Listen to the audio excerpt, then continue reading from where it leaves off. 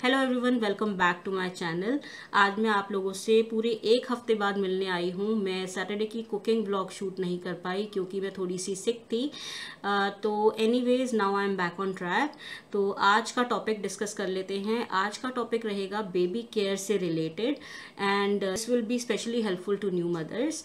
आई hope आप लोगों को ये टॉपिक पसंद आएगा और जो टिप्स मैं आज आप लोगों के साथ शेयर करूंगी आप लोगों को हेल्पफुल रहेंगी।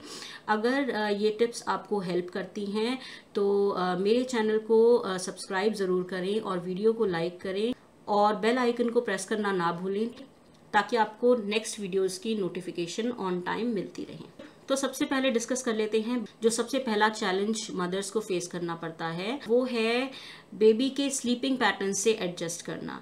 बेबी क्योंकि अभी अभी मम्मी की टमी से बाहर आया है तो जो उसका ये एनवायरनमेंट है कम्प्लीटली डिफरेंट है from the environment he was in inside the tummy. तो जो बेबी के स्लीपिंग पैटर्न्स रहते हैं वो थोड़े से डिफरेंट रहते हैं। वो अगर मैं कहूँ तो उल्टे रहते हैं।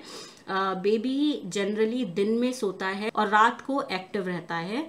और वैसे भी even if baby is sleeping at night तो रात को क्या है आपको बेबी की फीडिंग पे भी ध्यान देना पड़ता है क्योंकि एवरी 3 to 4 आवर्स के बीच आपको बेबी को फीड करवाना बहुत ज़रूरी होता है इनिशियल वीक्स में। तो आपको बेबी को एनीवे उठाना पड़ता है। ऐसे में मदर्स थोड़ा सा ओवरवेल्म्ड फील करती हैं क्योंकि उनकी नींद पूरी नहीं हो रही होती।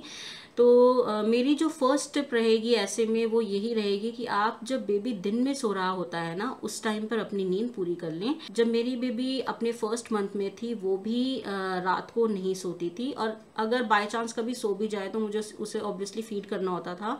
मैं अलार्म लगा के रखती थी एवरी 4 आवर्स उसको फीड करती थी। तो मेरी नींद रात को तो डेफिनेटली पूरी नहीं होती थी तो मैं दिन में उसे पूरा कर लेती थी।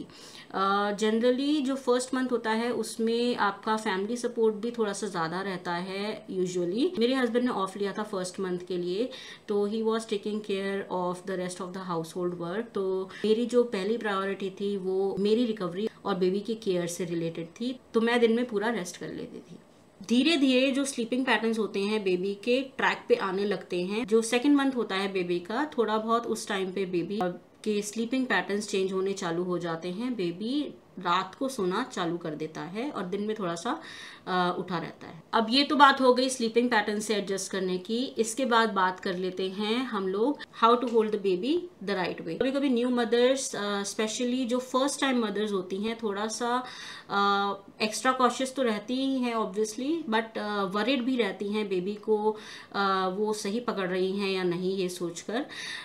तो मैं आपके साथ एक सिंपल सा तरीका शेयर कर देती हूँ बेबी को होल्ड करने का। मैं भी जब मेरी फर्स्ट प्रेगनेंसी थी तो थोड़ा सा वरिड थी बेबी को if I am holding the baby the right वे और नॉट। तो मैंने अपने फैमिली से सजेशंस लिए थे रिगार्डिंग दिस। तो मैं अपने एक्सपीरियंस से आपके साथ एक सिंपल सा तरीका शेयर कर देती हूँ बेबी को होल्ड करने का।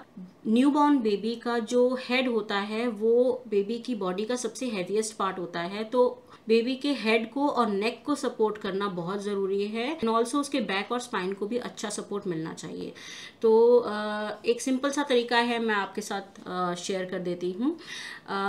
आपका जो एक हाथ होना चाहिए वो आपके बेबी के नेक और हेड को सपोर्ट करना चाहिए और एक हाथ आपके बेबी के स्पाइन को सपोर्ट करना चाहिए कुछ इस तरीके से।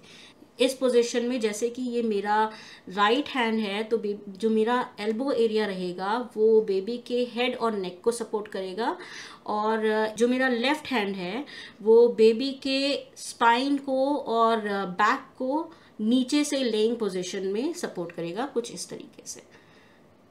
यकीन मानिए ये बिल्कुल मुश्किल नहीं है और जल्द ही आप इसमें कॉन्फिडेंट हो जाएंगे। नेक्स्ट बात कर लेते हैं क्राइंग बेबी को काम करने की। आपने बेबी को अभी अभी फीड किया है और फिर भी बेबी रो रहा है और आपको समझ नहीं आ रहा कि बेबी क्यों रो रहा है। तो मैं आपको बता दूं कि ज़रूरी नहीं है हमेशा बेबी सिर्फ इसीलिए ही रो रहा हो कि उसे भूख लग रही है। There can be other different reasons.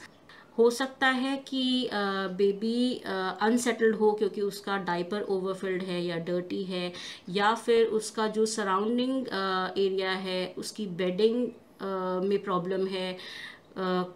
किसी भी तरीके से अनसेटल्ड है या फिर उसकी क्लोथिंग अप्रोप्रिएट नहीं है वेदर के अकॉर्डिंग, और अगर फिर भी आपने सब कुछ चेक कर लिया, डायपर सही है, भूख नहीं लगी हुई बेबी को, बेबी का जो अदर सराउंडिंग एरिया है, बेडिंग है, क्लोथिंग है, वो सही है, वेदर के अकॉर्डिंग है।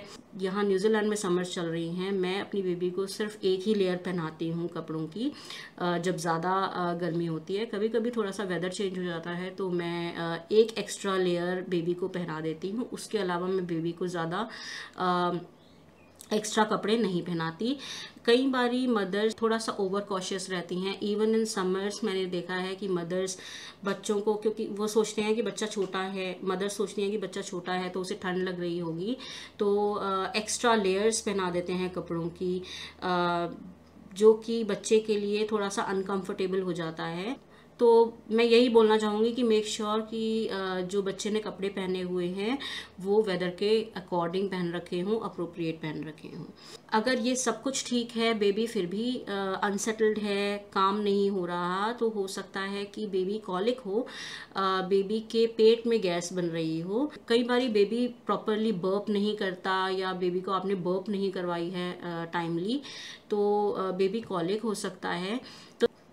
तो ऐसी सिचुएशन में एक सिंपल सा घर की रेमेडी है जो मेरी मदर यूज़ करती थी। जो हींग होती है, हींग को आप थोड़े से वार्म वाटर में मिक्स करके बेबी की नाभि पर लगा दें, तो अगर बेबी कॉलिक होगा, उसके पेट में गैस बन रही होगी, तो वो ठीक हो जाती है और बेबी काम हो जाता है। इवन इफ अगर ये रीज़न नहीं भी होगा तो इट इज़ क्वाइट सेफ, कोई इसका साइड इफ़ेक्ट नहीं है। नेक्स्ट बात कर लेते हैं ब्रेस्ट फीडिंग की, जो कि एक बहुत ही इम्पॉर्टेंट टॉपिक है मदर्स के लिए। ये प्रॉब्लम अगर मदर्स फेस करती हैं तो थोड़ा सा ज़्यादा परेशान हो जाती हैं, क्योंकि बेबी को फीड करना ज़रूरी होता है और बेबी फीड नहीं ले रहा, तो मदर्स के लिए थोड़ा सा ओवरवेलमिंग और थोड़ा सा परेशान होने का ये रीज़न हो जाता है। और कई बारी क्या होता है, बेबी के साथ लैक्टेशन प्रॉब्लम होती है, एज इन कई बारी बेबी आपके ब्रेस्ट से डायरेक्टली लैच नहीं कर पाता। तो ऐसे में अगर आपको ऐसी कोई प्रॉब्लम हो रही है, आपने इनफ ट्राई कर लिया है, तो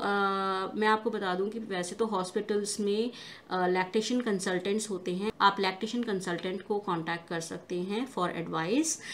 इसके अलावा मैं स्नैपशॉट शेयर कर दूंगी कुछ पिक्चर्स की, to try to feed the baby different ways. मैं जब हॉस्पिटल में थी, जब मेरी बेबी हुई थी, तो एडवाइस के साथ साथ मुझे एक बुकलेट भी प्रोवाइड की गई थी जिसमें डिफरेंट फीडिंग पोजीशंस बनाई हुई हैं। तो मैं उसका स्नैपशॉट आप लोगों के साथ शेयर कर दूंगी। I hope this will be helpful for some. तो ये बुकलेट मैं आपके साथ शेयर कर रही हूँ regarding breast feeding information regard मिली थी, मैं आप लोगों के साथ शेयर कर रही हूँ। जैसे कि मैंने कहा था, ये हैं कुछ पोजीशंस जो आप ट्राई करके देख सकते हो फीड करने के लिए। The first one is cross cradle hold. यहाँ पे पिलो का यूज़ किया हुआ है to make it safer and easier for yourself in trying to feed the baby. उसके अलावा ये सेकेंड वाली पोजीशन है lying down position, lying down hold. ये आपको जनरली नाइट टाइम में काफ़ी हेल्पफुल रहता है। You can even sleep when you are feeding your baby. Next है क्रेडल होल्ड, जो आई थिंक कॉमन है काफ़ी। इसके बाद डिस्कस कर लेते हैं बेबी का पॉटी शेड्यूल। कई बार बेबी रेगुलरली पॉटी नहीं कर रहा होता, तो मदर्स थोड़ी सी परेशान हो जाती हैं कि बेबी पॉटी क्यों नहीं कर रहा। तो मैं आपको बता दूं कि न्यूबॉर्न बेबी 7 के 7 दिन भी पॉटी कर सकते हैं और 7 में से सिर्फ 1 दिन भी पॉटी कर सकते हैं। इसके अलावा बेबी का जब बेबी न्यूबॉर्न होता है तो बेबी की पॉटी का जो पहला कलर होता है वो ब्लैक ही होता है। तो अगर बेबी की पॉटी ब्लैक कलर की है तो इसमें परेशान होने वाली कोई बात नहीं है, ये कम्प्लीटली नॉर्मल है। धीरे धीरे बेबी की जो पॉटी का कलर होता है वो चेंज होता रहता है। From black it turns to green और उसके बाद इट टर्न्स टू येलो और मस्टर्ड येलो। तो आज के लिए बस इतना ही। आई होप आप लोगों को ये ब्लॉग हेल्पफुल रहेगी। Thank you for watching. Next time मिलते हैं नेक्स्ट वीडियो में एक और नए टॉपिक के साथ। तब तक के लिए bye and see you next time.